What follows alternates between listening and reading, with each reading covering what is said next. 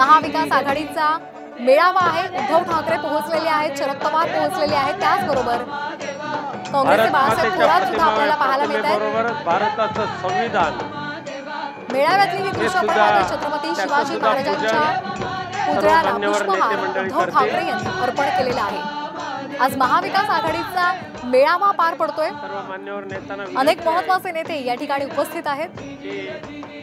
आगामी विधानसभा निवडणुकीच्या पार्श्वभूमीवर या मेळाव्याला महत्त्व आहे।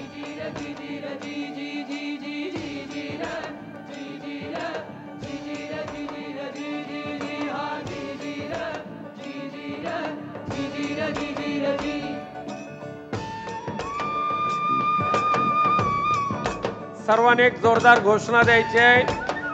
छत्रपती शिवाजी महाराज की, छत्रपती शिवाजी महाराज की जय भवानी, जय भवानी।